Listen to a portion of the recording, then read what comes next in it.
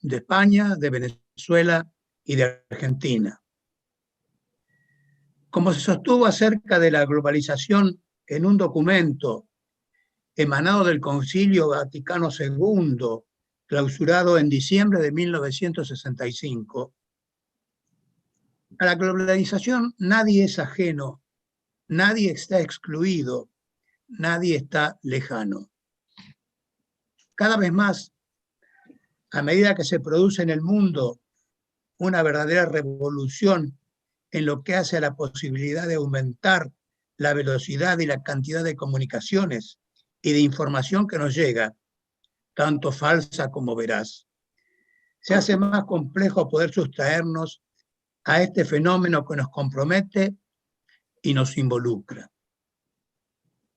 No solamente desde el plano económico-social, en donde la globalización nos ofrece un panorama contradictorio entre la disminución de la pobreza y el aumento de la desigualdad en el mundo, sino también en las consecuencias que cada uno de nosotros sufre y va a sufrir por el descuido con que estamos produciendo el calentamiento global y su derivado, el cambio climático.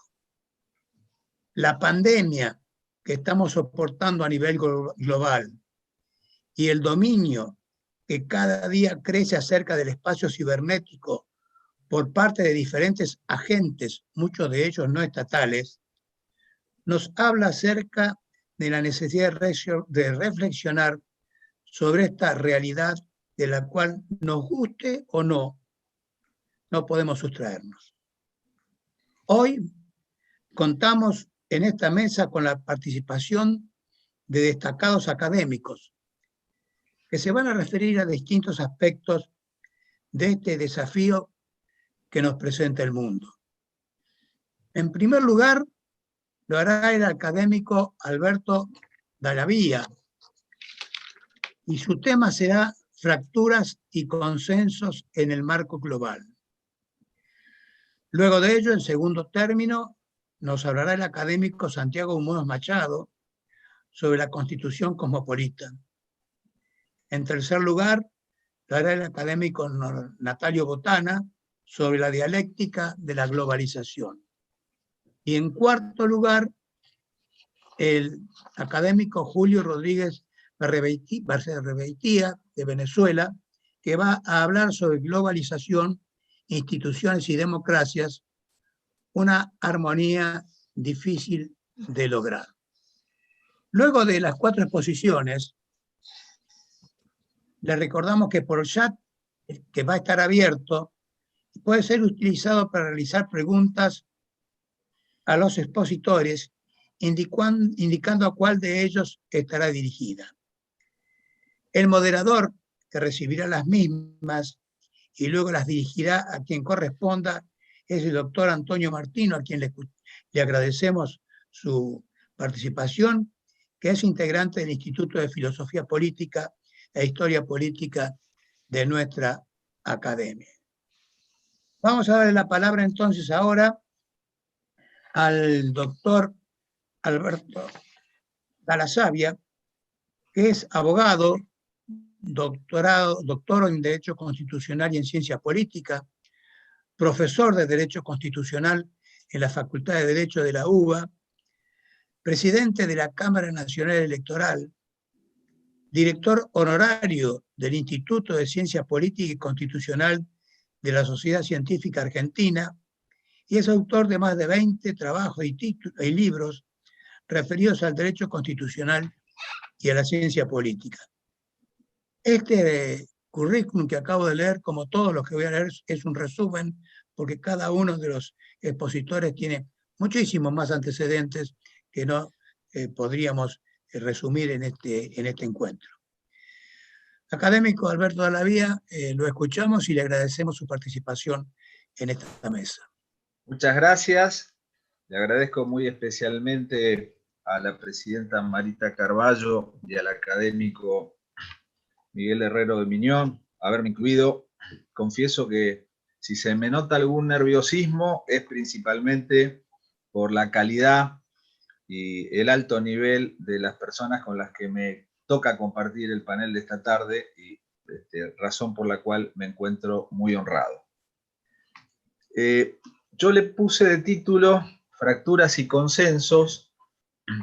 Fundamentalmente quiero aclarar que me voy a referir a las búsquedas de consensos en el marco de la política, en el marco del Estado y en el marco de la Constitución, y me voy a referir como fractura o disrupción al problema del populismo desafiando la globalización. Comienzo diciendo que si bien la globalización es un concepto frecuentemente vinculado con los mercados, con las comunicaciones, con el ámbito de las relaciones económicas internacionales, se ha extendido su tratamiento a los más variados ámbitos del conocimiento. Ya hace mucho tiempo que Juan Carlos Agulla, un sociólogo argentino, nos hablaba de la agonía de la sociedad nacional, y así lo publicaba. Desde la filosofía, un alemán, Rüdiger Safransky, se interroga sobre cuánta globalización podemos soportar. Y este problema viene vinculado en la relación del mercado y la persona. Adam Smith, que era un filósofo moral, entendía que el mercado solo puede producir el bien común si se basa en la moral de todos. Por sí mismo, el mercado no puede crear los presupuestos espirituales y morales que se requieren para su propio funcionamiento. Y en Economía y Sociedad, Max Weber, cuando se refiere al mercado, le dedica muy pocas páginas y dice que eran agrupamientos ocasionales en las afueras de las ciudades y que los únicos vínculos entre oferentes y demandantes era el regateo. Por su parte, Joseph Stiglitz, que fue mencionado hoy, que fue premio Nobel y ex jefe de economía del Banco Mundial, en El malestar de la globalización, realizó profundas críticas a las instituciones globales por su ideología y por las situaciones de injusticia que generaba. Se refirió particularmente a Rusia y a la Argentina. Aclaro que esta cita no es una victimización que estoy haciendo, pero sí tal vez resaltar que un discípulo de Stiglitz es nuestro actual ministro de Economía de la Nación. Si existe algún acuerdo general sobre qué significa la globalización, la misma cuestiona la relevancia del Estado Nacional y desplaza la relación de poder entre países y mercados en beneficio de los mercados, de estos últimos. Se afirma que los beneficiarios de este desarrollo son las empresas multinacionales que pueden elegir enclaves en cualquier lugar del mundo, restringiendo la capacidad de política económica de los propios estados. La globalización implica una reducción de la previsión social estatal y por ende una mengua de la legitimidad del Estado. Problema que se ha planteado desde los inicios. Yo recuerdo hace muchos años estando en Madrid, en la Puerta del Sol, cuando estaba el movimiento 15M, y me llamaba la atención la protesta contra la lista Sábanas o contra el sistema de votación. Lo comparaba mucho con lo que nos había sucedido en Argentina en el 2001, y la protesta, si bien escondía cuestiones de la política, en realidad encerraba la disminución y la merma del Estado social de derecho. Manuel Castells, buscando caracterizarla, describe la globalización como el surgimiento de una sociedad red, una forma social sin parangón en la historia. La tecnología informática torna posible organizar las relaciones sociales flexibles con independencia de los territorios. Esto lo vemos cada vez con más frecuencia. Hoy una interesante nota de opinión de Marita Carballo en La Nación cuenta cómo este problema de la fake news y de las redes sociales está influyendo en la actual campaña en Estados Unidos, en las elecciones.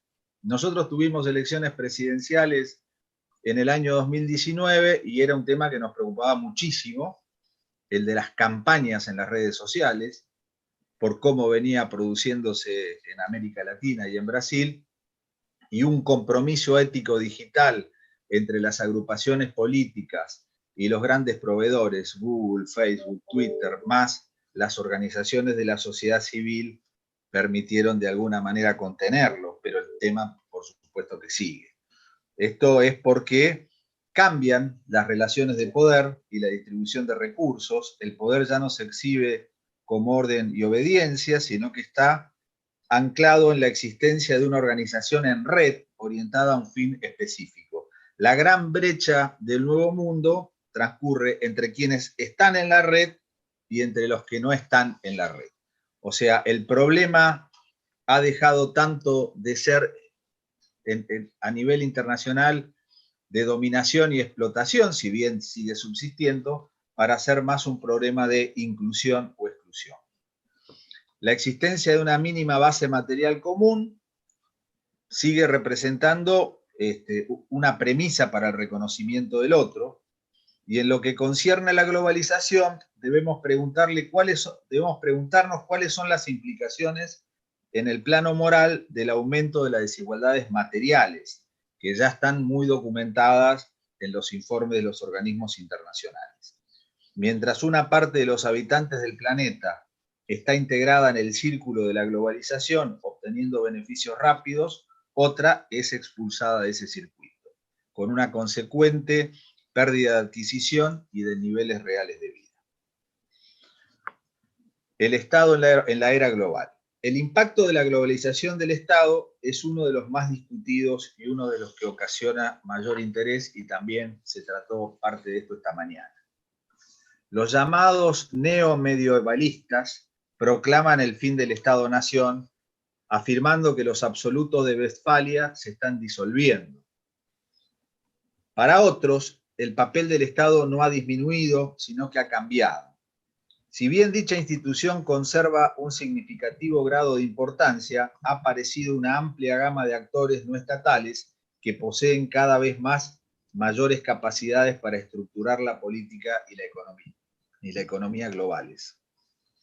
Un grupo de investigación de la Universidad de Bremen sostiene que el Estado retiene actualmente sus características básicas como Estado territorial, Estado constitucional, Estado-nación democrático y Estado intervencionista. Cada vez comparte más responsabilidades en la provisión de la seguridad física, la seguridad jurídica, la autodeterminación democrática y el bienestar social con instituciones a nivel internacional.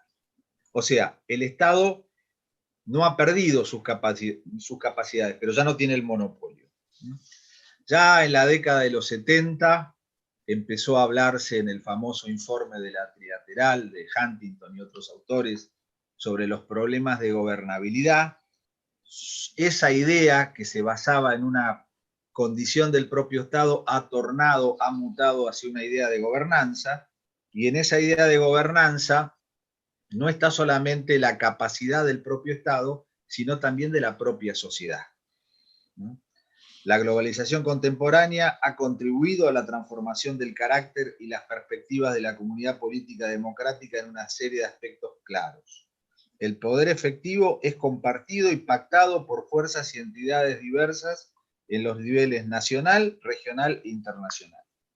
A su vez, la idea de comunidad de destino, de colectividad autodeterminada en sentido político, ya no se puede situar únicamente en las fronteras estatales. Así es como asoma la idea del proyecto cosmopolita, que sostiene que en el próximo milenio cada ciudadano del Estado tendrá que aprender a ser también de otra forma, pero que continúe. Lo que podríamos hacer entonces es iniciar la segunda exposición con el académico Santiago Muñoz Machado, y luego de que termine el académico Santiago Muñoz Machado, que vuelva a retomar digo por si va a tardar mucho la conexión.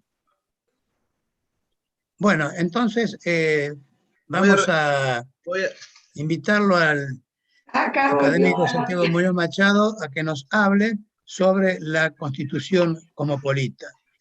El académico Muñoz Machado es catedrático de Derecho Administrativo de la Universidad Complutense, es director de la Real Academia Española, Tiene publicado más de 40 libros sobre materias jurídicas, entre ellos un tratado de Derecho Administrativo y Derecho Público General, que ya lleva su 4ª edición. También es autor de numerosos ensayos históricos y biográficos, y destacamos un diccionario de español jurídico. Es designado doctor honoris causa de la Universidad de Salamanca. Académico Santiago Muñoz Machado, le agradecemos mucho su participación y lo escuchamos. Pues muchas gracias a los directores, presidente y director de academias hermanas por invitarme a esta interesante sesión sobre el cosmopolitismo y sus variantes, sus derivados. Voy a hablarles de la Constitución cosmopolita. Nuestro tiempo no constituye el primer ejemplo en la historia en que la economía, las políticas públicas y los derechos individuales muestran una tendencia fuerte hacia la globalización. Pero quizá no se haya escrito nunca tanto sobre la necesidad de un gobierno global que establezca una regulación única de los aspectos esenciales de la economía, asegure la aplicación de las reglas y establezca tribunales con competencias universales que sancionen su incumplimiento. El origen en la filosofía política de esta persistente literatura hay que situarla, como ustedes conocen muy bien, en el ensayo de Immanuel Kant sobre la paz perpetua. Está en Kant la primera explicación sobre la posibilidad de un derecho cosmopolita que comprenda a la humanidad entera. La propuesta de Kant fue de tipo confederal. No pretendía eliminar la soberanía de los estados, ni tampoco crear instituciones unitarias apoyadas en una nueva sociedad mundial, sino que confiaba la paz a los acuerdos entre los estados. Pero también aspiraba a que lo mismo que los estados han servido para poner fin al status naturae de los hombres, pueda superarse la soberanía para instituir un estado de los pueblos que ponga fin al status naturae internacional. Las ideas de Kant fueron retomadas a principios del siglo XX por Kelsen en su ensayo sobre el problema de la soberanía y la teoría del derecho internacional, en el que postula la necesidad de construir a escala internacional estructuras políticas similares a las existentes en los estados. En su no menos célebre ensayo Peace to Law, argumenta sobre la conservación de la paz a través del derecho. Toma de Kant la idea de la paz perpetua, el modelo federalista y la noción de un derecho cosmopolita que comprende como sujetos a todos los individuos del mundo. Teoriza sobre un Estado federal mundial que tendrá un parlamento con competencias para aprobar leyes universales e instancias judiciales internacionales que resuelvan las controversias mediante el derecho. La doctrina del cosmopolitismo jurídico sufrió un largo paréntesis tras la Segunda Guerra Mundial y la siguiente Guerra Fría, pero reapareció con fuerza tras la caída del muro de Berlín y la apertura ideológica del este europeo. El autor que más impacto ha conseguido en ese periodo con sus ideas sobre la construcción de un derecho cosmopolítico ha sido Jürgen Habermas, mediante un conjunto de ensayos publicados en los años 90. Habermas vuelve sobre el estilo de Kant con el propósito de radicalizarlo y remarca la utilidad que puedan tener las Naciones Unidas para la realización de un proyecto cosmopolítico, de un Estado de los pueblos, que asuma o comparta la anterior soberanía de los Estados nacionales. Las transformaciones de las instituciones universales tienen que concluir en la implantación de un derecho cosmopolita al que se sometan necesariamente los Estados, estableciendo garantías adecuadas para su cumplimiento. Estas nuevas preocupaciones invitan a reformular la idea kantiana de un orden cosmopolita para avanzar en la institucionalización de una organización mundial que actúe conforme a derecho e imponga sus decisiones coactivamente. Desde finales del siglo XX, a medida que se incrementaba la globalización, la realización de la idea del gobierno global empezó a debilitarse y a ser defendida con menos énfasis por los filósofos, economistas y juristas, que destacaron la dificultad absoluta de constituir un gobierno mundial y postularon, a cambio, otras opciones de gobierno que en ningún caso podían sustituir la soberanía de los estados. En esta línea han ofrecido aportaciones relevantes las obras de Richard Falk, David Hale, Antonio Cassese, entre muchos. Falk sostiene, como Habermas, que el constitucionalismo global puede encontrar apoyo en el núcleo de instituciones que se han desarrollado en el marco de las Naciones Unidas. Asegura que esta organización, gracias a su estructura y a su carta, está, cito, dotada de una potencialidad prácticamente ilimitada desde el punto de vista de sus funciones y de su autoridad. Fin de la cita. Sin embargo, muestran un progresivo decaimiento del entusiasmo por un gobierno global y la esperanza de que se establezca. Y aún han puesto en duda de que sea la mejor fórmula para regular la globalización. En este sentido, David Hale, aunque está lejos de creer que la crisis de los estados implica a medio plazo su destrucción, explica que la globalización transforma el poder del Estado. La democratización de los sistemas de gobierno se basa, para Hale, en el reconocimiento de muchos centros de decisión, no necesariamente anclados en fronteras y territorios fijos, sino con responsabilidades de gobierno en espacios definidos de forma flexible y en los que intervengan también poderes supra e infraestatales. Danilo Zola ha puesto en duda cualquier posibilidad de un rápido desarrollo del cosmopolitismo jurídico y cree que el centro del gobierno mundial seguirá radicado en los estados, a cuya soberanía se puede superponer una leve capa de gobierno mundial, lo que él ha llamado un pacifismo débole. Otras dificultades del establecimiento de criterios jurídicos centralizados y únicos que rijan en Cosmópolis han sido expuestos por Nussbaum. Las ideas sobre el gobierno cosmopolita de Martha Nussbaum, como ha comentado Amartya Sen, persiguen que ninguna persona quede excluida de nuestra incumbencia moral. Su propuesta cosmopolita defiende que, dado que todos los seres humanos merecen igual respeto, no es justo establecer el límite de nuestros derechos y obligaciones en las fronteras nacionales. Entre los principios que deben regir este orden cosmopolita destaca que es preciso algún sistema poco denso, son palabras suyas, poco denso de gobierno mundial.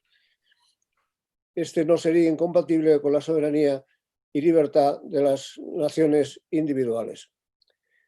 El último y muy exitoso ensayo sobre el proceso de globalización y los límites del gobierno global es el de Dani Rodrik, profesor de Economía Política en Harvard, titulado La paradoja de la globalización. No ha sido Rodrik el primero en plantear el problema de la compatibilidad del gobierno global con el constitucionalismo democrático y la soberanía nacional, pero sí que lo ha explicado de forma más eficaz, utilizando un trilema con el siguiente enunciado. Es imposible conseguir al mismo tiempo la hiperglobalización económica, la soberanía nacional y la democracia política. El trilema de Rodrik considera, por tanto, que hay que elegir entre las tres siguientes situaciones. Primera, ser un país globalizado económicamente, con una democracia a nivel global, pero teniendo que sacrificar parte de la soberanía nacional. La segunda, conservar plenamente nuestra soberanía nacional y nuestra democracia interna, pero sin integrarnos plenamente en la globalización. Y la tercera, adherirnos a la globalización, mantener nuestra autonomía nacional, pero sacrificar la democracia interna. El trilema de Rodrik tiene una aplicación evidente a la Unión Europea. Sus tres lados serían: el primero, fortalecer la integración de la Unión Europea, manteniendo una democracia a nivel europeo, pero reducir la autonomía de los Estados miembros. La segunda, debilitar la integración europea, pero fortalecer la democracia interna y la soberanía de los Estados. Y la tercera, tener un Estado que se adhiera fuertemente a la Unión Europea, mantenga su autonomía, pero se olvide de la democracia interna.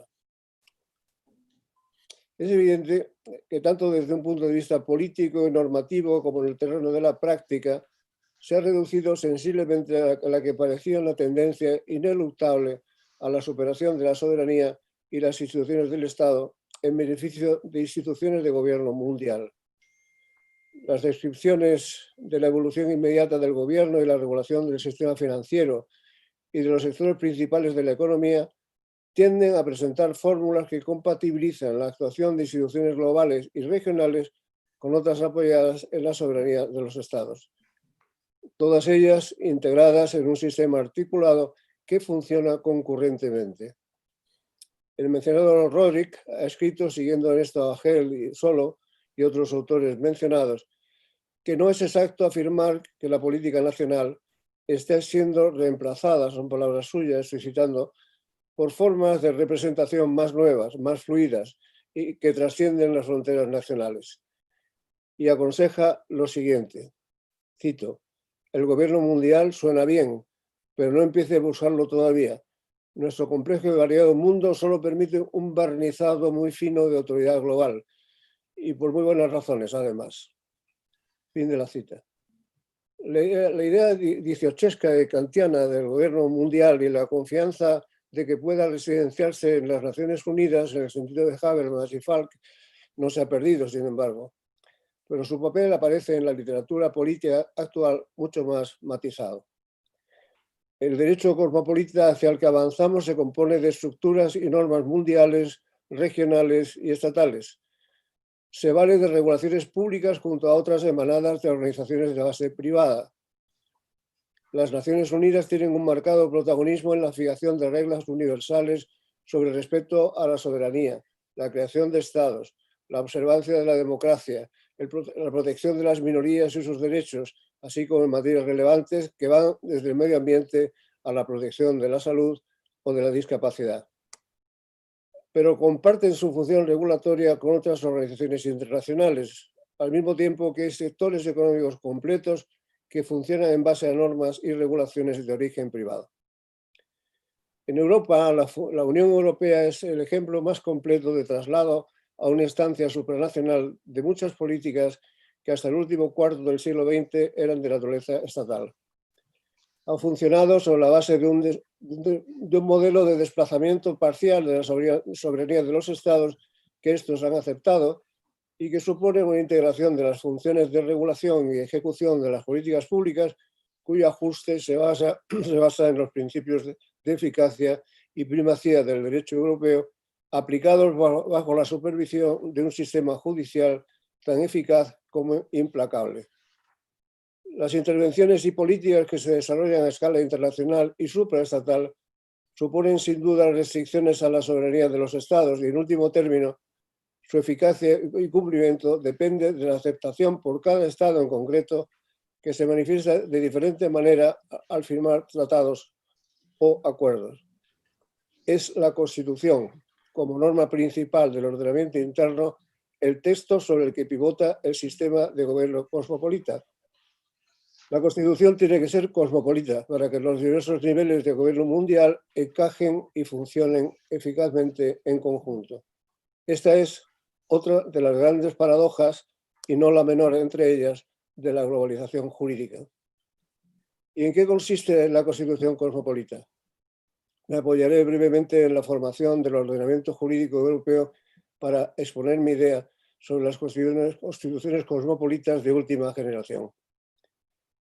La Constitución Europea no existe formalizada con este nombre de Constitución, pero creo que podemos llamar así, para entendernos ahora, la suma del derecho llamado originario, integrado sobre todo por los tratados fundacionales de la Unión y sus reformas. Esa Constitución Europea se está formando aupada sobre los fragmentos de la soberanía de los estados, sobre los fragmentos de esa soberanía. O si se quiere, es la síntesis de los poderes constituyentes de todos los que forman parte de la Unión. No hay hasta ahora rastro de un proceso constituyente tradicional, sino que el derecho constitucional europeo resulta de la suma de las cesiones de los estados y de las propias iniciativas de las instituciones unitarias basadas en los poderes de que dispone. Hay una acción constituyente multipolar. No se ha seguido, en definitiva, un proceso constituyente único, sino de tracto sucesivo. No interviene un solo soberano, sino muchos. No se concreta la cesión constitucional en un solo texto, sino en varios. Todas estas confluencias concluyen en una norma de valor constitucional, aunque prescinda de este nombre, integrada por diversas piezas textuales de origen multisoberano y que también es multinivel por la amplitud y la diversidad política de los territorios en los que rige. Se organiza en su entorno una relación interconstitucional que implica a todos los textos de ese rango vigentes en el mismo espacio. Es también diatópica por la diversidad de las localizaciones de donde procede su impulso, y diacrónica, en fin, porque su formación es abierta en el tiempo y sometida a variaciones continuas.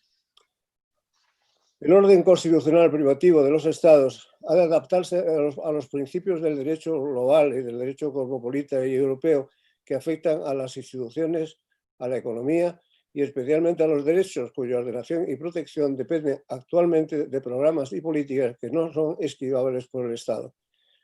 La Constitución cosmopolita no puede dejar al margen aquellas categorías y al asumir las reglas jurídicas del orden global también se hace como la Constitución Europea multitextual, porque acepta principios y regulaciones que están consignados en textos separados. Es diacrónica, porque se va formando según evoluciona el derecho internacional y europeo, en virtud de actos sucesivos y no de una decisión constituyente, como era lo habitual. Y es diatópica, porque los textos que se suman tienen procedencias muy diversas y no se agotan en la sede en que resida la soberanía de los estados.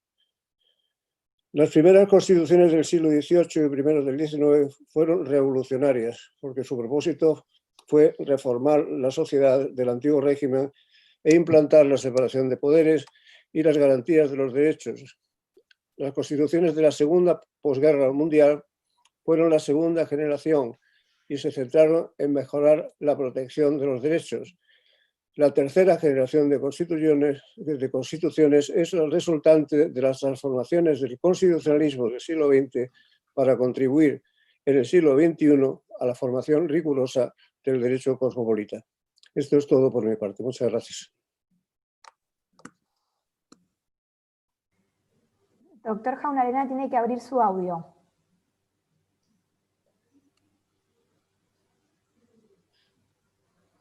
Muchas gracias, académico Santiago Muñoz Machado. Yo no sé si el académico Dalabía ha podido conectarse. Sí, está por acá. Bueno, si es posible, entonces le invitamos a que prosiga con su exposición. Muchas gracias. Yo creo que como estaba hablando de Internet y de las comunicaciones, he recibido alguna venganza por las redes sociales, porque estoy en mi casa, siempre me ha funcionado bien Internet, pero cuando estaba hablando se cortó y es el servidor de Fiverr, te lo aviso, así que espero que no me vuelva a pasar. Voy a resumir porque no quiero abusar y además me ha parecido muy interesante la exposición del académico Muñoz Machado. Solamente quisiera traer algo patriótico y señalar que un aporte muy importante también al cosmopolitismo ha sido la obra de Juan Bautista Alberdi, El crimen de la guerra, escrito como un alegato contra la guerra del Paraguay, pero equiparable a los planteos de Kant en cuanto a la existencia de una instancia pacifista y de paz perpetua. Además, un libro magníficamente escrito, muy conocida en la literatura americana del siglo XIX. Pero de la vasta obra de Alberdi, yo creo que junto con las bases, El crimen de la guerra debe ser de lo más bonito que ha escrito. Por eso lo quería sumar.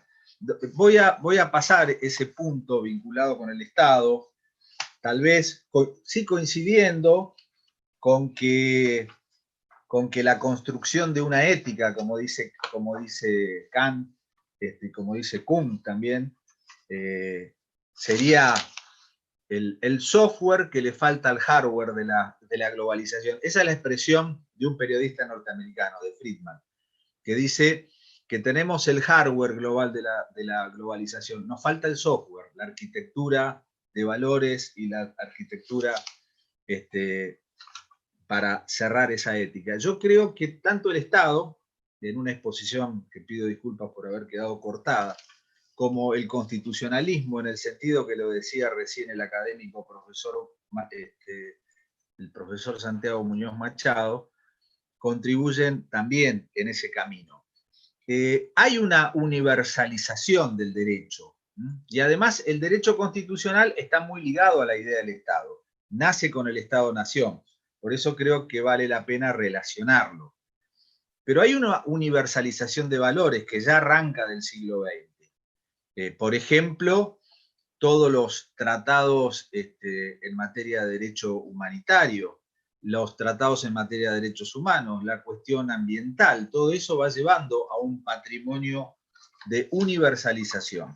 Ahora, la universalización, como bien se señala, es distinta a la integración, porque la integración, desde el punto de vista jurídico, así que no todos somos abogados, pero la integración requiere un proceso a través de la Constitución. La Unión Europea ha sido posible porque las constituciones autorizaron la cesión de competencias y cedieron competencias. Y además está más cerca del constitucionalismo racionalista clásico. Hacer una constitución, constituir, significa de alguna manera integrar. Cuando se constituye la nación argentina en 1853, pasaba algo parecido a lo que queremos hacer con el Mercosur, que haya una sola aduana exterior, que se liberen las aduanas interiores y que construyamos un solo territorio. O sea, la integración es un concepto más cercano al constitucionalismo y por eso el proceso de integración ha caminado mejor a través de ello. Con la globalización tenemos más problemas, porque no solamente tenemos el abismo insondable de la desigualdad económica, sino que nos resulta más dificultoso encontrar puntos de conexión. Sin embargo, existen y así hay intercambios en distintos foros de cross-fertilization, de diálogos constitucionales, inclusive la idea de un constitucionalismo multinivel. Hay un grupo de estudio en el Max Planck de la Universidad de Heidelberg, del cual participan la mayoría de los juristas de América Latina, en la búsqueda de un ius constitucionale comune. Y brevitatis causa, si bien lo tengo más desarrollado en mi trabajo, yo lo apuntaría a los siguientes aspectos. Los derechos humanos como nueva ética. Los derechos humanos han adquirido a nivel universal la concepción de ser una nueva ética. En el siglo XIX era la ley, el positivismo, el que legitimaba a las constituciones estatales. Hoy, un sistema constitucional que no respete los derechos humanos sería considerado ilegítimo. En opinión del profesor Kruger, un profesor alemán, adquiere el valor de un nuevo derecho natural, una suerte de nuevo derecho natural.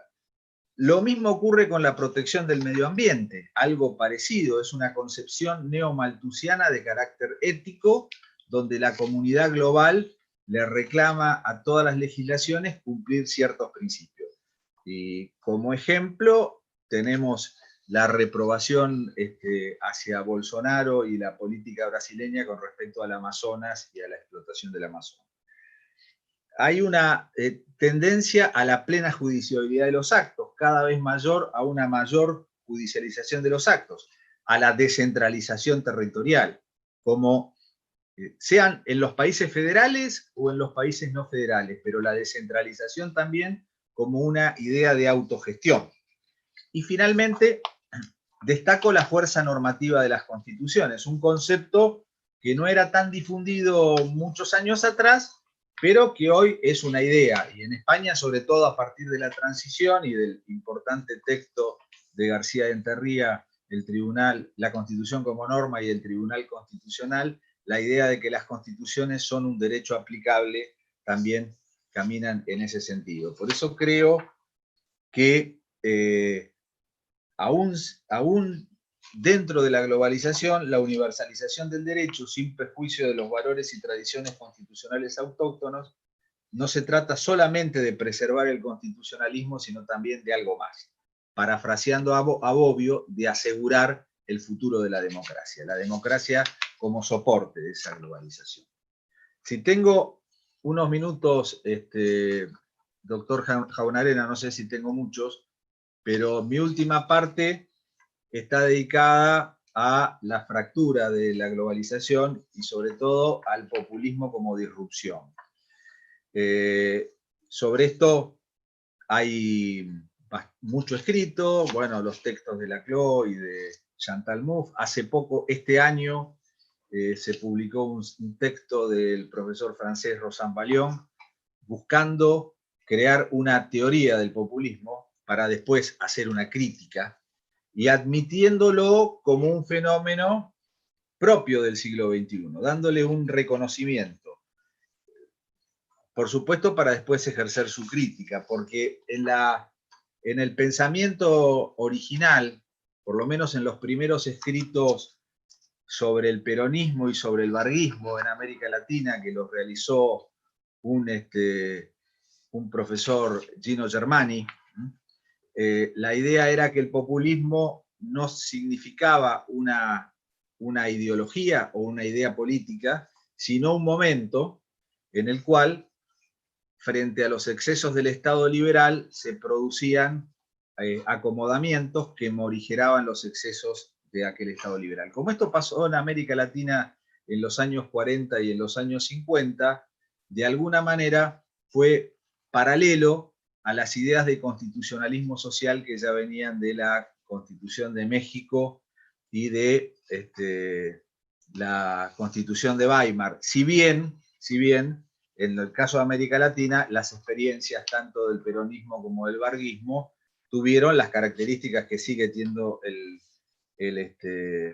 populismo como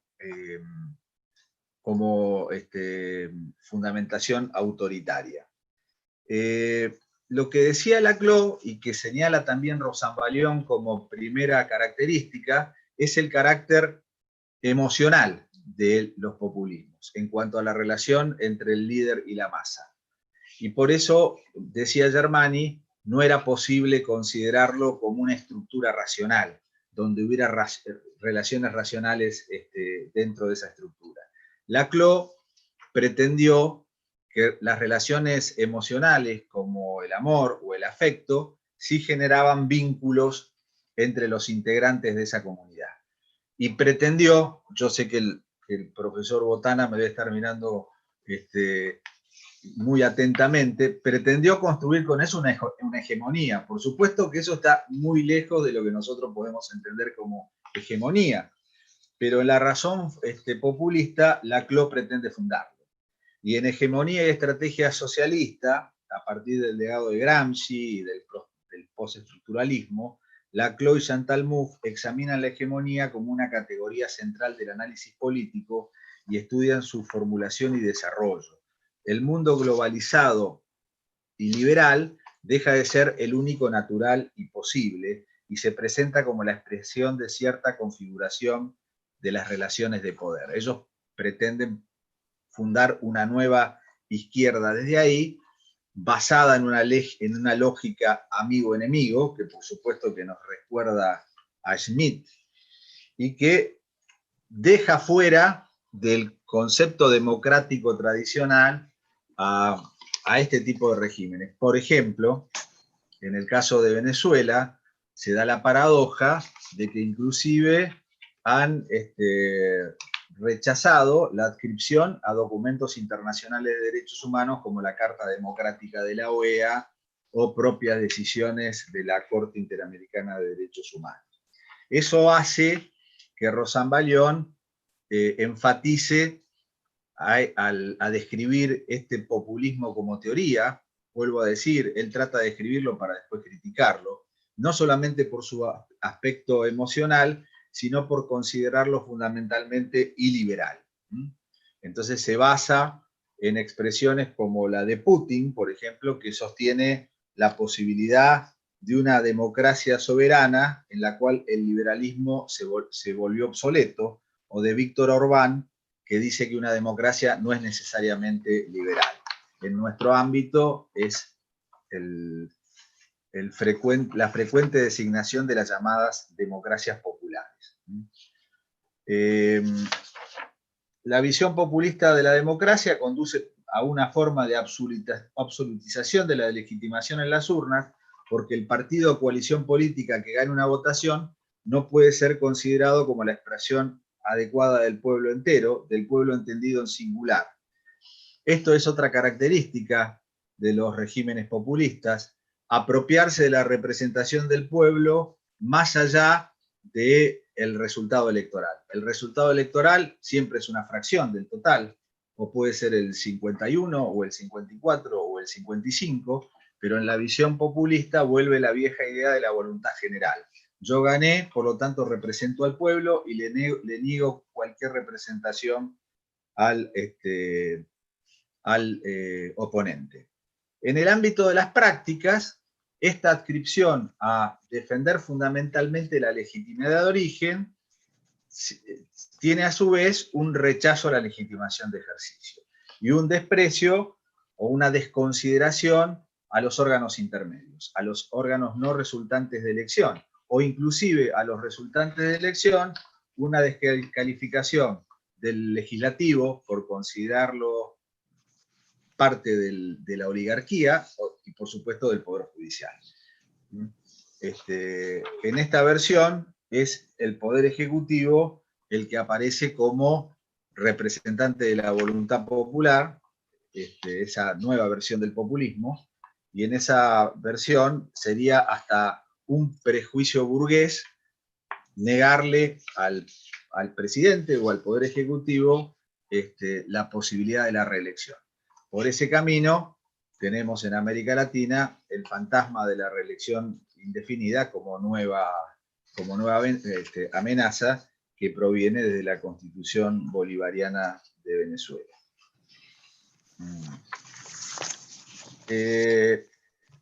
Quiero terminar señalando que una parte importante de este discurso ideológico se caracteriza por un ataque ideológico al Poder Judicial, pretendiendo deslegitimarlo por su naturaleza contramayoritaria. El hecho de que los órganos judiciales no surjan directamente del sufragio popular los hace pasibles de la llamada objeción contramayoritaria, cuando en tales ataques muchas veces se esconden pretensiones hegemónicas de monopolizar el poder y la representación popular a partir del liderazgo del Poder Ejecutivo. Sin embargo, las democracias contemporáneas contemplan una interacción cada vez más marcada de la magistratura en el proceso político que lleva hacia la plena judiciabilidad de los actos. La creciente expansión de la intervención judicial no está en contradicción con las características de la democracia constitucional, un régimen político basado en dos grandes principios: el democrático, es decir, la soberanía popular, y el liberal, la defensa y la protección de los derechos de libertad y de los individuos. Una democracia con un poder judicial fuerte es una democracia más fuerte, que ofrece mayores garantías y oportunidades a los ciudadanos. La tradición constitucionalista asigna un papel fuerte al juez independiente, pero lo refiere como juez guardián del derecho, de modo que el derecho es a su vez principio y base de su poder. Las formas de la democracia radical confrontan contra la democracia representativa, pero no ofrecen una alternativa mejor ni posible. La respuesta está en complementarla, de manera que un cierto grado de participación, de deliberación y de inclusión abran los cauces cerrados hacia un modelo de convivencia más aceptable para todos. Se trata, en definitiva, de la búsqueda y el reforzamiento de la legitimidad, no solamente la legitimidad de origen, que está garantizada cuando los procesos electorales son correctos y transparentes, sino fundamentalmente la legitimidad de ejercicio para que se haga cierta la advertencia de Berlia, en cuanto a que los representantes del pueblo soberano no se conviertan en los soberanos representantes del pueblo. Pido disculpas por la interrupción en mi exposición y que me haya llevado a apurar la presentación en la última parte. Muchas gracias. Muchas gracias. Va a estar el texto. Muchas gracias, académico de la Vía. Realmente muy interesante su exposición, aún con los cortes. Eso hizo que duplicáramos nuestra atención. Ahora vamos a escuchar al académico Natalio Botana, que nos va a hablar sobre la dialéctica de la globalización. El académico Botana es conocido no solamente en Argentina, sino también en nuestro país.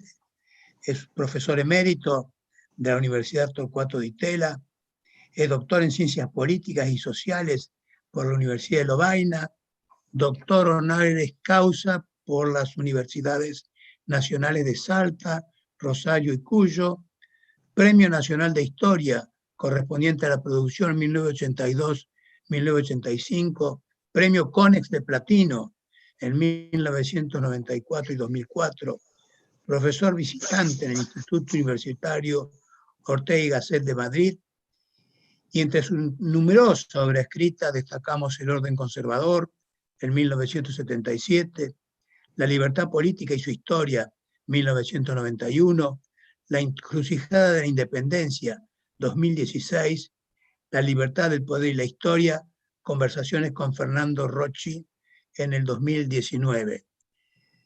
Académico Natalio Botana, le agradecemos muchísimo su participación y lo dejamos en el uso de la palabra. Muchas gracias, mi estimado colega y amigo Jaunarena. Mi gratitud a la presidenta y al presidente de ambas academias hermanas por esta invitación. Y sin más voy al tema que he elegido para esta reunión titulado La dialéctica de la globalización. A finales de los años 60 del último siglo, y a pedido de la Enciclopedia Británica, Raymond Aron escribió entonces un ensayo acerca de la dialéctica de la modernidad, en el cual descollaba la dialéctica de la universalización o mundialización. La palabra globalización, como bien ustedes saben, entonces aún no circulaba. Esta dialéctica recogía un vínculo tendido entre lo universal y lo particular.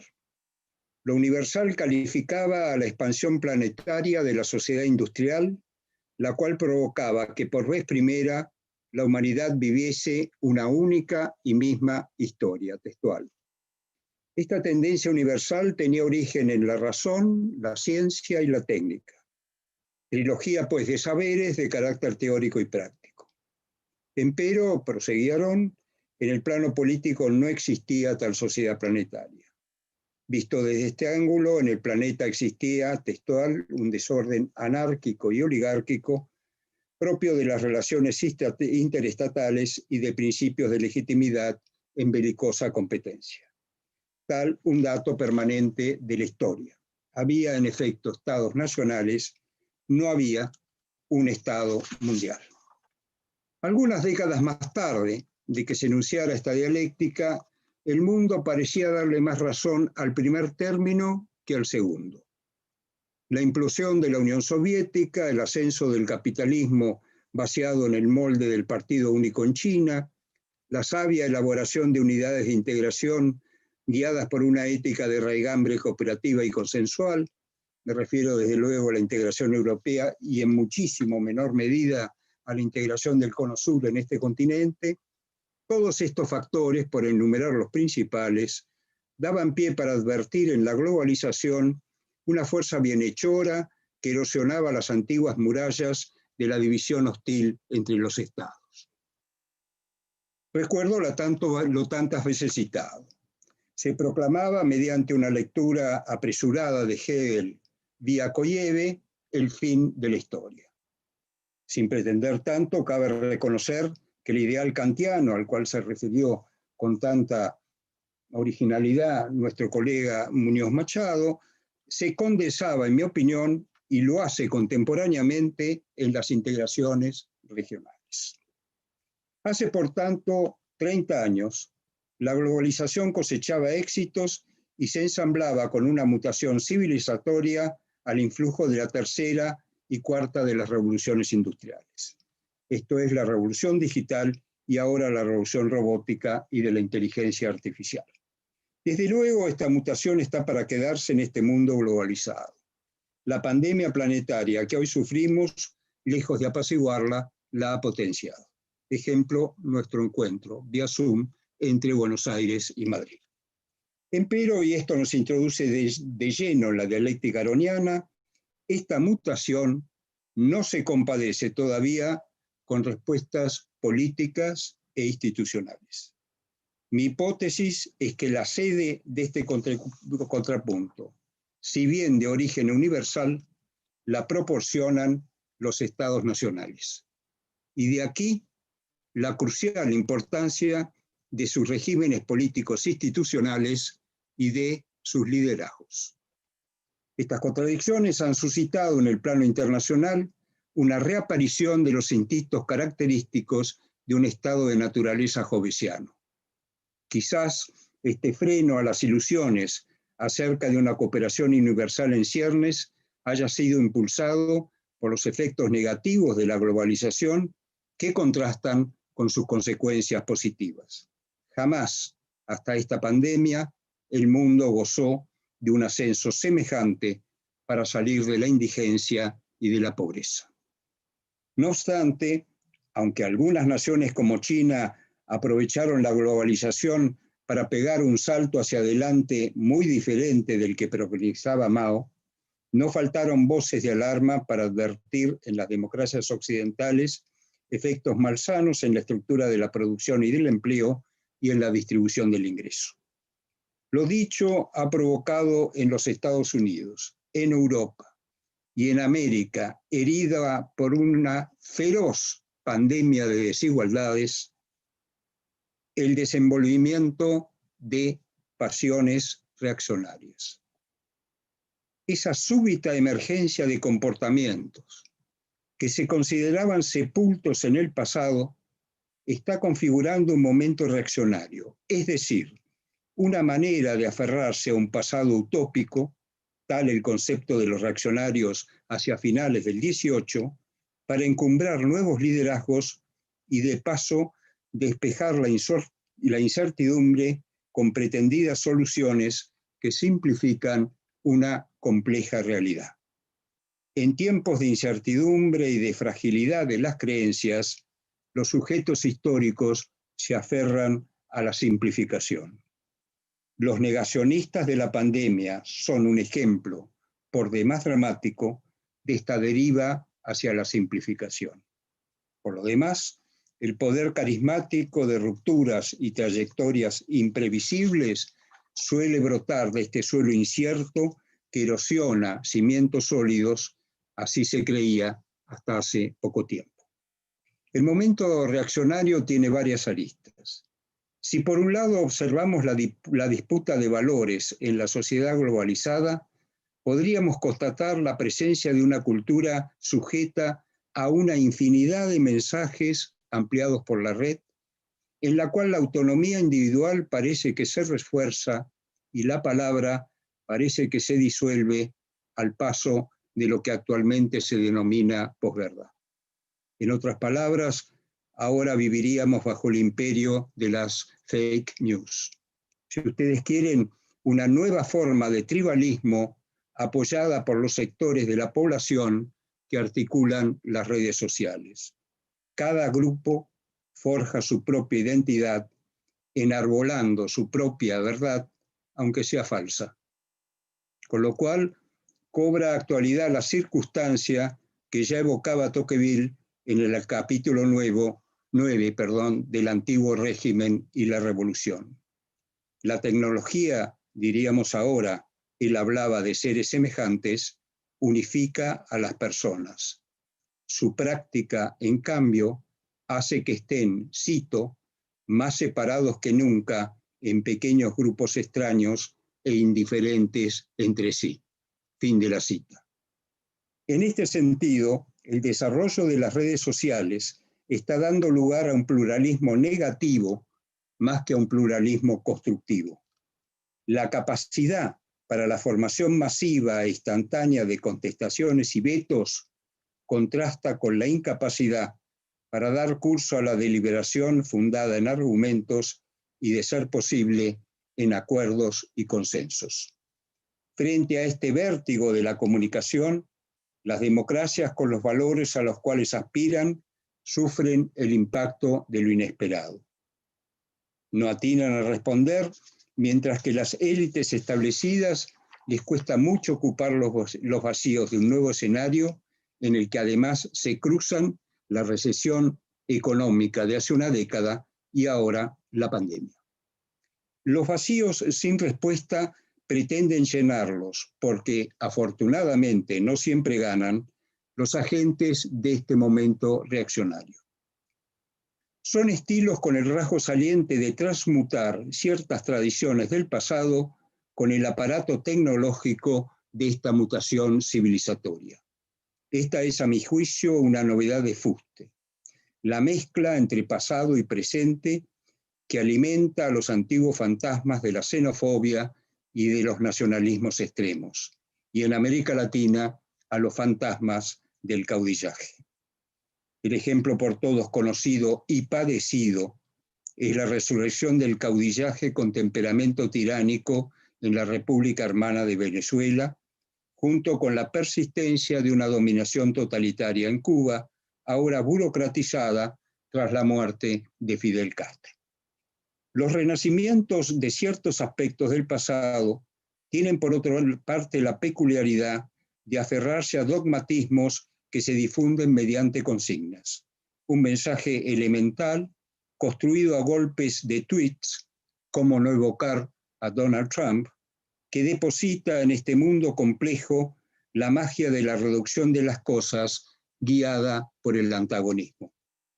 Con esto digo que la pareja amigo-enemigo que teorizó Carl Schmitt ha cobrado resonancia impulsada por populismos de diferente cuño a los cuales se acaba de referir mi amigo Dallavía. Es una arremetida que cala hondo en las conciencias cuando sufren los efectos de recesiones económicas o fenómenos de la naturaleza como esta pandemia global. El resultado que persiguen estos césares del balcón tecnológico es dañar las líneas de flotación del pluralismo cultural y político.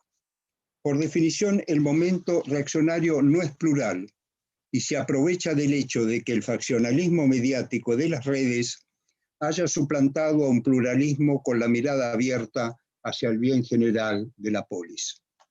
Si en términos de la mutación civilizatoria, la era de la posverdad radica en la variedad de valores sin jerarquía alguna que se disparan en la sociedad civil, en la clave del momento reaccionario florece la voluntad del gobernante para producir él mismo una secuencia de fake news con el objeto de contrarrestar la opinión crítica y de paso combatir a nuevos enemigos.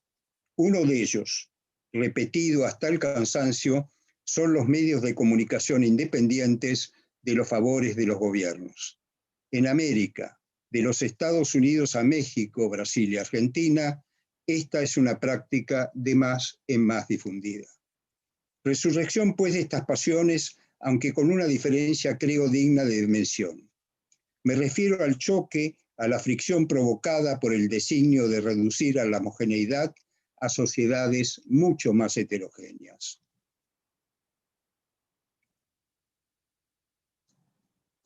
Estas sociedades más heterogéneas son muy diferentes a las sociedades que del pasado europeo de entreguerras o a las sociedades en la América Latina de las décadas del 40 y 50 del último siglo. Sociedades donde germinó el totalitarismo y en América Latina la primera versión, como ha dicho Dallavía, del populismo. Ante este panorama, ¿qué responsabilidad cabe a los regímenes democráticos que ven cómo se va erosionando desde adentro la trilogía de valores en que se sustentan? El valor de la igualdad, propio de la tradición democrática, el valor de la justicia, propio de la tradición republicana, el valor de la libertad, propio de la tradición liberal. Se me ocurre que esta trilogía de valores reclama un exigente esfuerzo de reconstrucción. Las áreas en torno a las que podríamos reflexionar y actuar son múltiples, pero me contentaré, en aras de la brevedad, con poner el acento sobre el tema clásico de la representación política. A menudo tenemos la impresión de que los sujetos de esta sociedad en formación están creando su propio sistema de representación. y son más sensibles para detectar las formaciones corruptas que antaño se ocultaban tras la opacidad del sistema representativo. Sin embargo, convendría subrayar que esa indignación se traduce por medio de las presiones que sufren los partidos establecidos de tradición conservadora, liberal, de inspiración cristiana o socialdemócrata, cuyas rutinas no atinan a encauzar esa clase de movilizaciones contestatarias. Es una situación común a América Latina y Europa, con la complicación adicional de que el deterioro de los partidos establecidos está generando la forma difusa de una democracia de candidatos que surgen repentinamente, arman partidos a medida y velozmente funcionan con otro diseño, valores, intereses y seguidores. Esta versión de la democracia parecería dar cabida a un nuevo tipo de liderazgo que gracias a la revolución comunicacional puede prescindir de la trabajosa y lenta producción de dirigentes partidarios. La mediación, capturada ocasionalmente por estos actores, se ha improvisado sobre nuevos ejes del conflicto político que pretenden alterar las categorías consagradas de izquierda, centro y derecha. Se pueden encontrar estas dicotomías a cada vuelta de los discursos: populismo o republicanismo, pasado o porvenir, corrupción o reparación ética, nacionalismo o cosmopolitismo, tolerancia o xenofobia, seguridad o inseguridad. La lista sin duda podría alargarse. ¿Significan acaso estos datos que ya hemos traspuesto definitivamente el umbral de lo que podríamos llamar una tercera transición de la representación política? La primera transición, que corresponde a la representación restrictiva del siglo XIX, por ejemplo, los regímenes de gobiernos electores en España y Argentina. La segunda transición de la representación política, que cubre el siglo XX con el desarrollo de fuertes partidos en el contexto de la democracia de masas. No veo todavía un escenario definido. Hay indicios, por cierto, de que se está acentuando un estilo de hacer política que contesta a la verticalidad clásica del sistema representativo. La comunicación envolvente es partera de este escenario que, si bien no ha eliminado el carácter objetivo de las desigualdades, ha incentivado el sentido subjetivo de la participación directa en el espacio público. Estas formas de participación no tienen necesariamente que ver con las instituciones del referéndum y el plebiscito, aunque, como se ha visto con el Brexit, pueden coincidir con su práctica.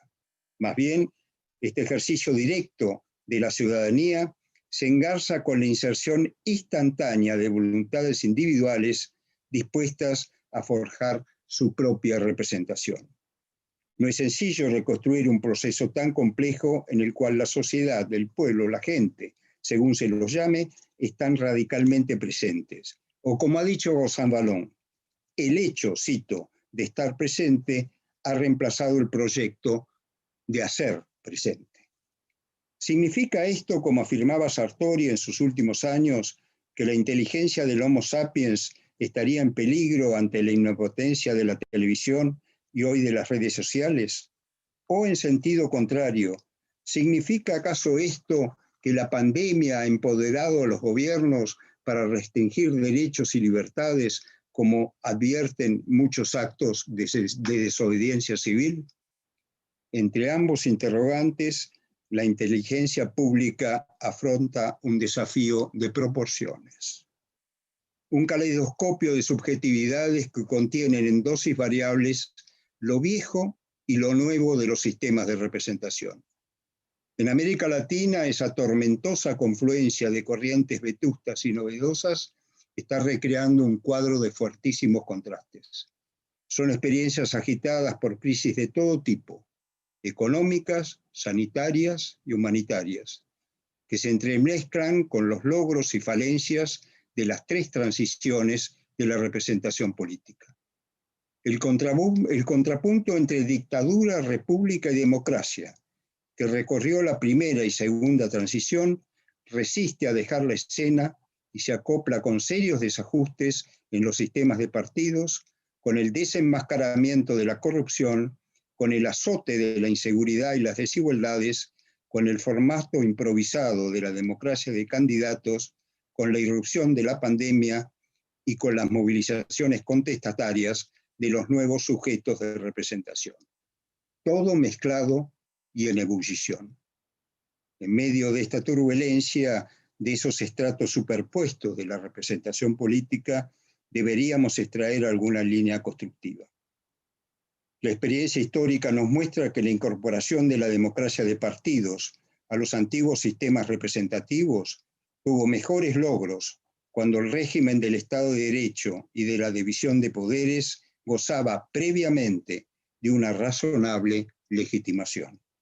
Análogamente, podríamos postular que los países con partidos políticos capaces de unir las virtudes de renovación con una estabilidad flexible, atenta a los signos del tiempo nuevo, que dispongan de reservas éticas y liderazgos formados en sus filas, tendrán una plataforma de legitimidad más sólida para responder a estos retos y mantener el rumbo de las reformas.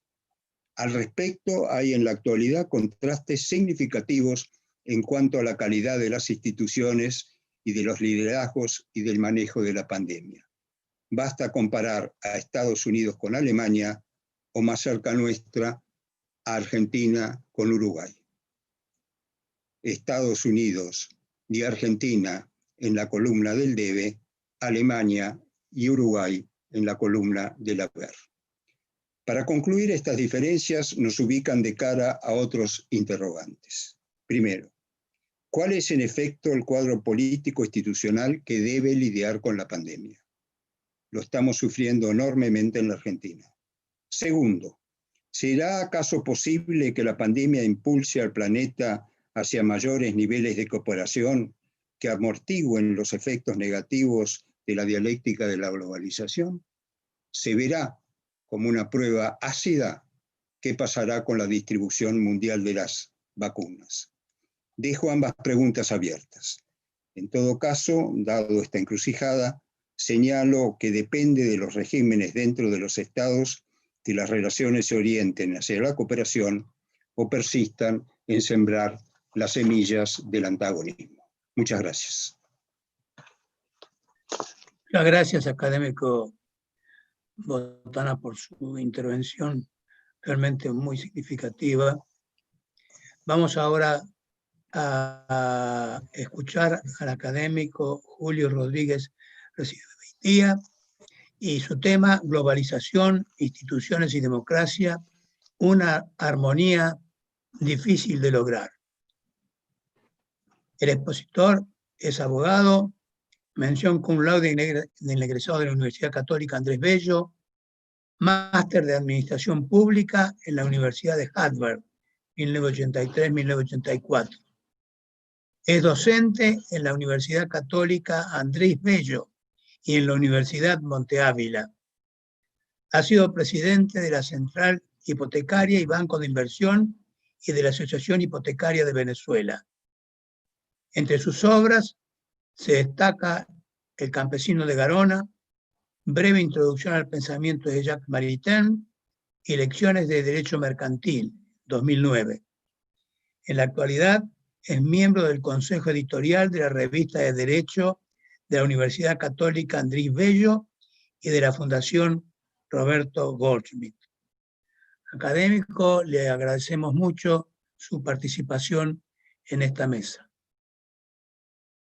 Lo estamos viendo, académico. Ok. En primer lugar, quiero agradecer a los presidentes de ambas academias, la argentina y la española, por darnos esta oportunidad. En estos casos se aplica lo que Unamuno decía acerca de la amistad. Uno no es tanto lo que aprendamos de los amigos como lo que aprendamos de nosotros mismos. Y lo mismo pasa con eventos de esta naturaleza. Quiero agradecer a los que me han precedido en el día de hoy el conocimiento que han tenido de mi país, que pasa por circunstancias bien particulares, y la idea de que en Latinoamérica el tema de la globalización hay que verlo probablemente con una luz distinta, porque lo que ha pasado puede que no se vaya a repetir en el futuro. Hace algún tiempo, no tampoco como para recordar todos los detalles, ni tanto como para olvidarlo, me contaba un compañero la siguiente historia luego de una clase de políticas públicas en Harvard. La globalización invitó a cenar a dos buenos amigos, la institución y la política. La velada transcurrió sin mayores contratiempos hasta que la institución se sintió algo ignorada en el diálogo que se realizaba. En efecto, sentía que toda la atención se la llevaba a la política. De alguna manera era evidente que la globalización se sentía cautivada por ella.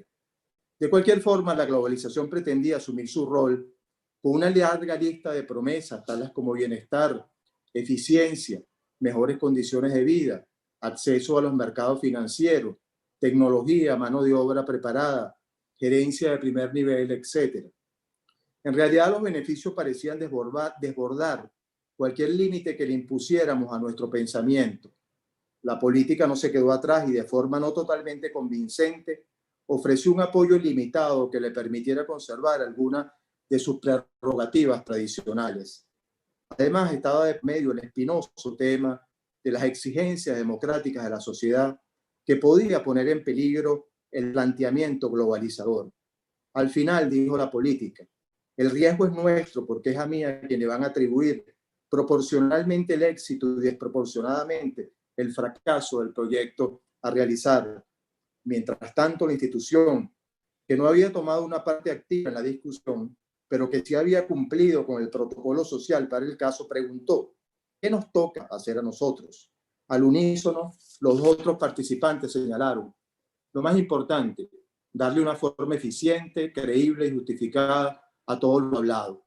Lo anterior supone que debes cambiar alguna de las formas anteriores y respetar el derecho de los ciudadanos y de la comunidad a manifestarse libremente.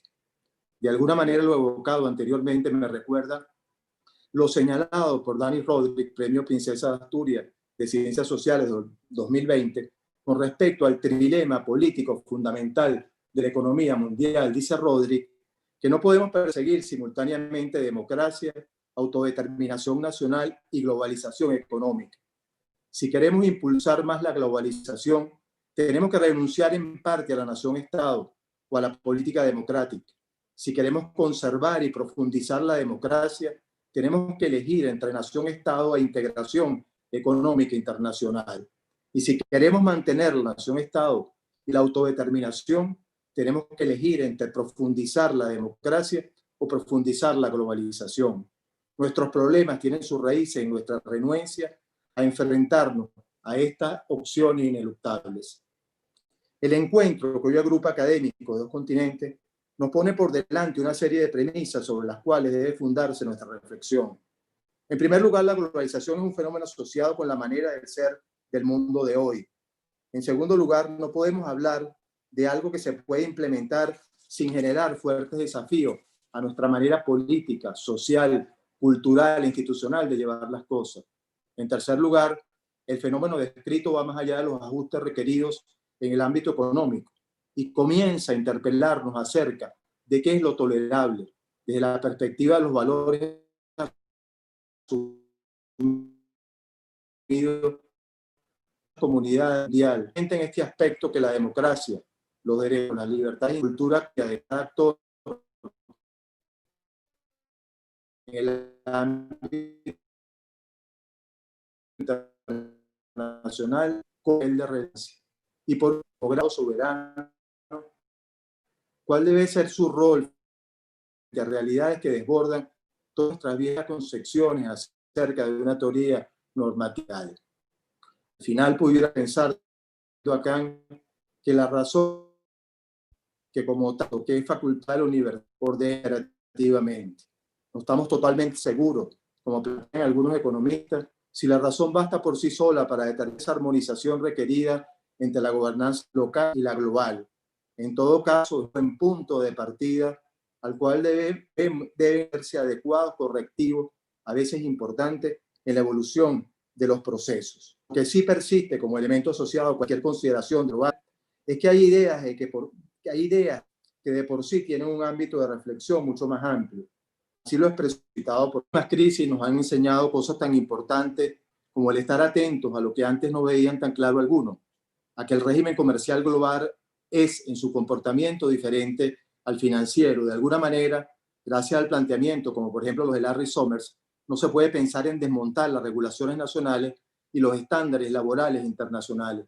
En algunos países de Latinoamérica, como el nuestro, quizás añoramos una globalización que permita hacer comparaciones, que permita transparencia, que permita poder comparar los regímenes, las situaciones económicas distintas a las nuestras con las de los demás, que sustituya de alguna forma a los acuerdos bilaterales fundamentados por ideología en las cuales la gente al final y las poblaciones al final no se enteran de las negociaciones que se están haciendo.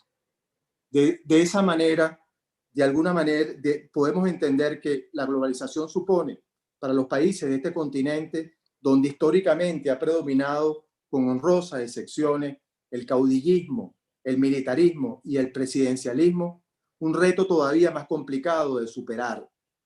Rodrik lo expresa así: el desequilibrio entre el alcance nacional de los gobiernos y la naturaleza global de los mercados constituye el talón de Aquiles de la globalización. Si se da demasiado poder a los gobiernos, se obtiene proteccionismo y autarquía. Si se da demasiada libertad a los mercados, se obtiene una economía mundial inestable, con escaso apoyo social y político de aquellos a quienes se pretende ayudar. Como parte del tema que nos ocupaba hoy, es el de las instituciones. Las instituciones son fundamentales para lograr ordenar y coordinar la vida social. En el caso iberoamericano compartimos en su origen un conjunto importante de instituciones comunes. Ello es una ventaja inagotable. No obstante, no puede dejar de considerarse que la evolución institucional en los países que ha llevado a cambios diferenciados a pesar de los orígenes comunes. Es decir, la génesis común, de alguna forma ello está contenido en la definición de Durkheim cuando señalaba que podemos llamar instituciones a todas las creencias y todos los modos de conducta instituidos por la colectividad. En tal sentido, la sociología puede ser definida como la ciencia de las instituciones, su génesis y su funcionamiento. Cuando tratamos de pensar en el tema de las instituciones frente al reto de la globalización, por lo menos a lo que se refiere en última instancia a los países latinoamericanos, José Alberto Garibaldi refiere a las dificultades presentes a la hora de acometer un cambio institucional. Lograr un cambio efectivo, no bastaba que un nuevo contrato favorece el desarrollo de nuevas instituciones. Era necesario del tiempo, ver si tenemos alguna pregunta para alguno de los panelistas. La vamos evacuando hasta que retomemos el contacto con el expositor. Sí, doctor, tenemos una pregunta. Bueno, adelante. Bueno, Manuel Solanet pregunta para Santiago Muñoz: ¿qué posibilidad hay de implementar una ley de quiebras internacional? ¿Quién ejercería el poder de compulsión y penalización por el incumplimiento? ¿Oyen? Sí, lo escuchamos, lo escuchamos. No, pues no puedo contestar a esa pregunta porque no entiendo nada de derecho de las quiebras ni derecho comercial en general. Si es una ley de quiebras internacionales, pues tiene que salir o de convenios o tratados establecidos por los estados, ¿no?, que se pongan de acuerdo sobre esa regulación. En el caso de la Unión Europea, yo no sé si tiene competencia sobre esa materia específica, pero bueno, creo que se formaría o como una norma de derecho comunitario o como una norma internacional basada en un tratado o acuerdos internacionales fijados por los estados conforme a su propia capacidad de soberanía. No le puedo añadir nada sobre eso. Mi compañera Araceli Mangas, que la veo mirando muy fijamente y que sabe mucho de estas cosas, quizá pueda añadir algo a mi intervención. Araceli. Muchas gracias, académico. Sí, bueno, no soy especialista y soy de Derecho Internacional Privado, sino de Derecho Internacional Público, pero en la Unión Europea sí que hay la posibilidad del reconocimiento y ejecución de sentencias prácticamente en toda materia civil y mercantil en la Unión. Por tanto, también en materia de quiebra sí que hay un sistema unificado y luego también un sistema de ejecución de sentencias, y una sentencia dada en Alemania o en Suecia o en Irlanda vale igual que una sentencia dada en España. Es un mecanismo relativamente simplificado y, por tanto, bastante eficiente en ese ámbito. Pero vamos, no soy especialista de privado, sino de público. Muy bien. Muchas gracias, Araceli.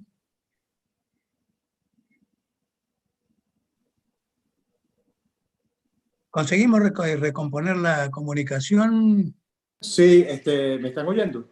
Sí. Adelante. Bueno, estamos presenciando parte de lo que es todos los días aquí en nuestro país, pero bueno, seguimos. Como decía Evans, cualquier cambio va a estar determinado por la búsqueda de agentes sociales y de procesos políticos que tengan esa fórmula que se requiere para generar cambios institucionales.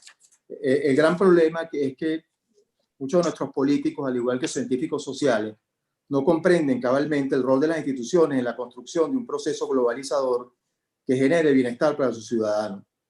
Pero igualmente tenemos que enseñar a nuestras instituciones que supuestamente deberían sobrevivir a los gobiernos de turno, lo cual no siempre sucede en este lado del mundo, a comprender la dinámica de la globalización. Ellos son factores de promoción y apoyo de la misma, son un motor imprescindible para acercar a los ciudadanos a un proceso que a veces puede lucir ambiguo para muchos. Frente a las paradojas derivadas del proceso de globalización que está frente a nosotros, aunque no hayamos dado los pasos necesarios para entenderlo o para asumirlo, con más beneficios que perjuicios, tendemos a recurrir a lo que pensamos que mejor conocemos y es más seguro. El tema es que lo conocido a veces no es tan seguro como pensábamos. Las instituciones internacionales del liberalismo solidario dependían fuertemente de los cimientos del Estado-Nación, cuyo poder fue recortado por la mayor velocidad y magnitud de las transacciones internacionales. El tema de la democracia nos toca permanentemente. Como decía Sen, si el desarrollo es entendido en una forma amplia, con énfasis en la vida humana, entonces se hace inmediatamente claro que la relación entre desarrollo y democracia tiene que verse desde el punto de vista de su conexión constitutiva en lugar de solo a través de vínculos externos. La burocracia anterior al estilo weberiana fue sustituida por elementos políticos altamente ideologizados, los cuales presentan altos niveles de rotación en sus cargos, lo cual constituye un agravante adicional a todos los problemas planteados.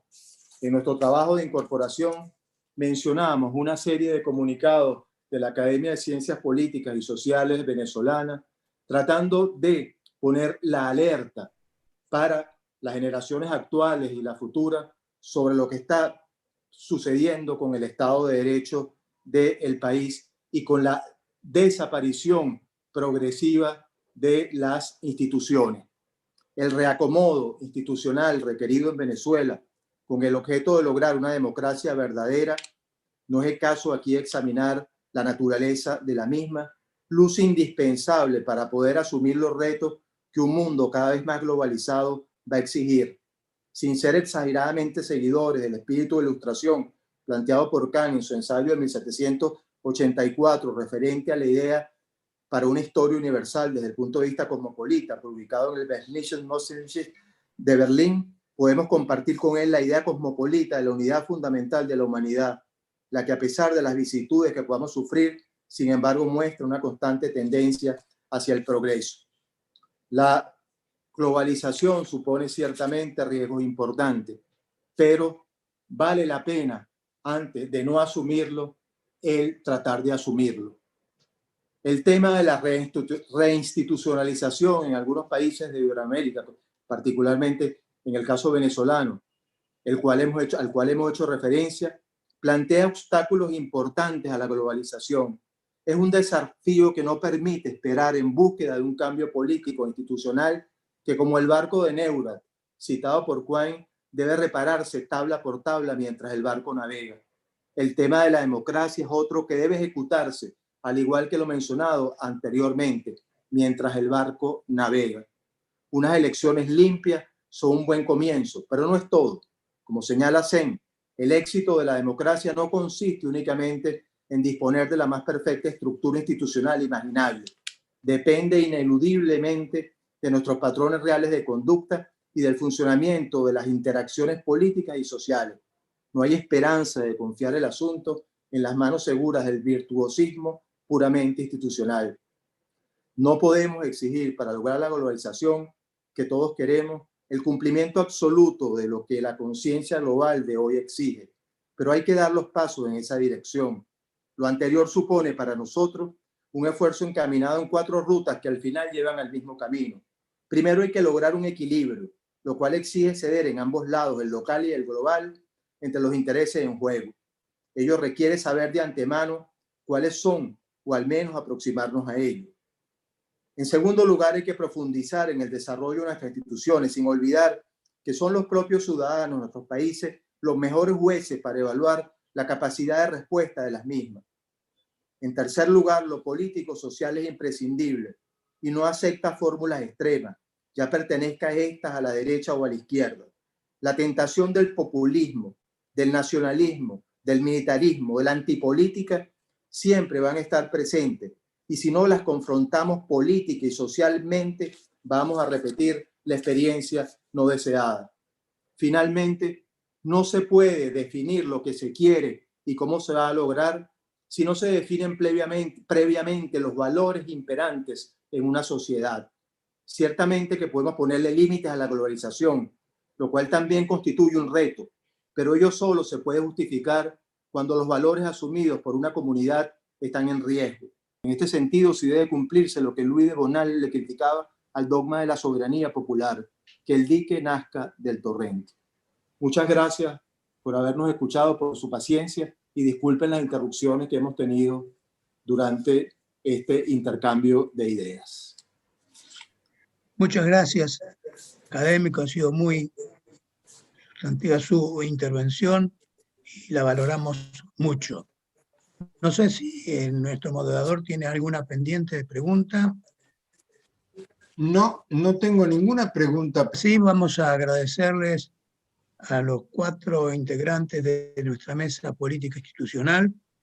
Lamentablemente, los inconvenientes que hemos tenido no son atribuibles a los oradores ni a los organizadores, simplemente tenemos problemas de modernidad con Internet.